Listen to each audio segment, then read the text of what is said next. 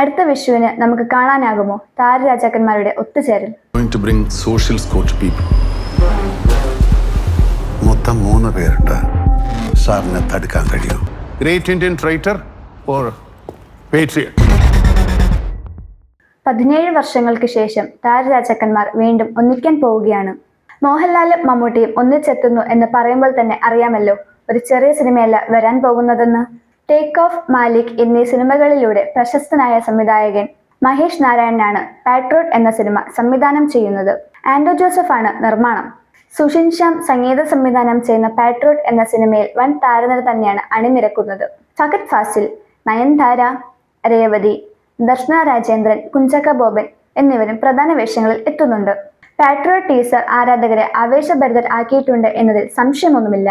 Patriot വൻ താരനിര നിറഞ്ഞ thriller ചിത്രമായിരിക്കുമെന്ന് teaser സൂചിപ്പിക്കുന്നുണ്ട്. 2008 റിലീസ് ചെയ്ത 2020 ശേഷം മമ്മൂട്ടിയും മോഹൻലാലും ഒരുമിക്കുന്ന സിനിമയാണ് പാട്രിയോട്ട്. ആരാധകർക്ക് ഇത് വെറും ഒരു സിനിമയല്ല, മറിച്ച് ബിഗ് സ്ക്രീനിൽ ആവർത്തിക്കുന്ന ഒരു ചരിത്രം തന്നെയാണ്. താരരാജാക്കന്മാർ ഒന്നിക്കാൻ പോകുന്നു എന്ന് പറയുമ്പോൾ ചെറുതൊന്നുമായിരിക്കില്ലല്ലോ ആരാധകർ പ്രതീക്ഷിക്കുന്നത്. ആരാധകരുടെ പ്രതീക്ഷയെ മറികടക്കാൻ പാട്രിയോട്ടിന് കഴിയുമോ എന്ന് കണ്ടു തന്നെ അറിയാം. ടീസർ കേരളത്തിൽ മാത്രമല്ല ട്രെൻഡിംഗ് ആയത്. ബോളിവുഡ് സൂപ്പർ സ്റ്റാർ സൽമാൻ ഖാനും കമലഹാസനും അവരുടെ സോഷ്യൽ മീഡിയയിൽ ഇത് പങ്കുവച്ചിരുന്നു. അഭിനേതാക്കൾ, പ്രമേയം എന്നിവ കണക്കിലെടുക്കുമ്പോൾ ചിത്രം ദേശീയ തലത്തിൽ ശ്രദ്ധിക്കപ്പെടുമെന്നാണ് പ്രതീക്ഷ.